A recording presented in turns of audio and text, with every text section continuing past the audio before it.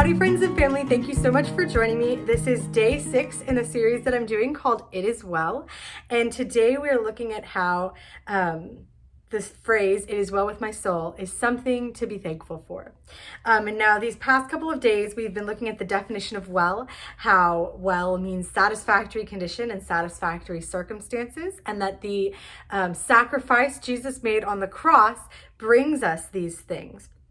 Now, I do want to say in the last devotional, I misquoted. I said that the wages of sin is death, but the gift of God is eternal life, came from Romans 3:23, but I was wrong. That is from Romans 6:23, which we'll be talking about again later today, so I wanted to make that comment. Today, though, we're going to be looking at the last part of the definition of the word well, and that is something to be thankful for, a cause for thankfulness, being fortunate. And so really, the fact that Jesus has made it well with our soul is something to be thankful for.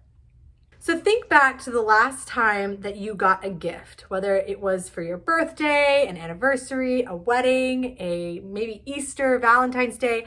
Afterwards, you probably said thank you somehow by writing a thank you note, sending a text, even maybe a message if you got like a happy birthday from someone.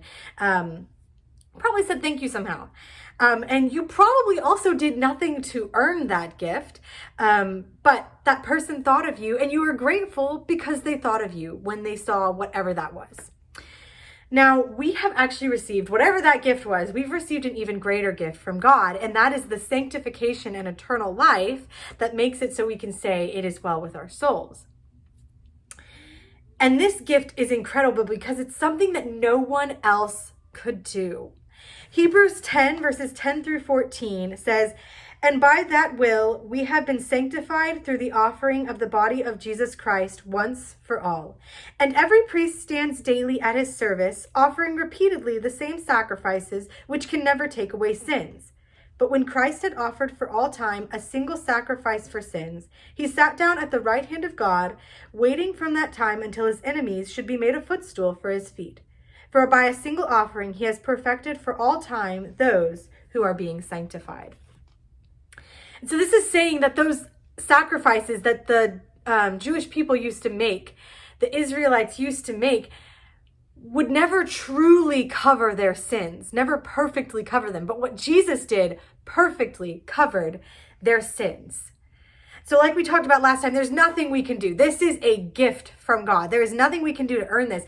And it is worth so much, worth even more than the most expensive thing you can think of, which for me is $1 million house, like millions of dollars, not 1 million, millions of dollars, a house for millions of dollars. It's even more expensive than that because the payment for this gift was life itself. You see, when we sin, the payment for our sin is our life. In Romans 6:23, it says the wages of sin is death.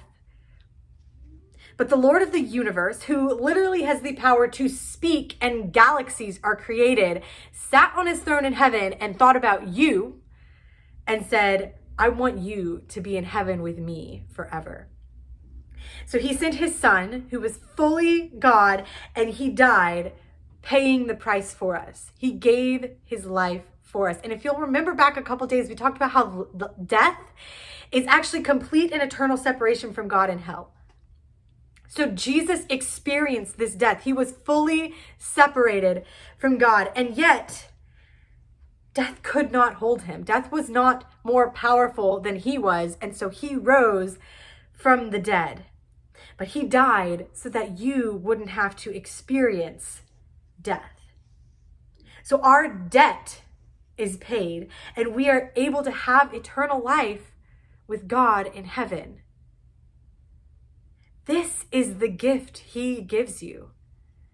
This is something to be thankful for.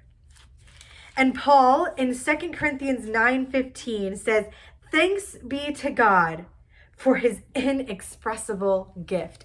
And this is a proclamation that just kind of seems to burst from Paul, because really in this section, he's talking about being generous and how when you are generous, God will provide for you, and he will provide enough for you to be generous. And he only briefly mentions grace in verse 14.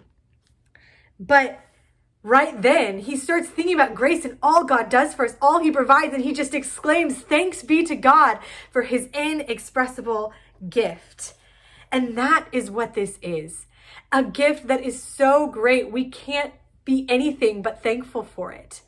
Because it's not something we earned, it's something we could never have earned on our own. And yet Jesus gives it to us freely, no strings attached. All we do, you just accept. And then you have that sanctification and life eternal with God. So be thankful for it, because it's something to be thankful for. If you're looking to memorize a verse this week, we are going to be memorizing 2 Corinthians 9:15. Thank you so much for joining me, and I will see you guys next time.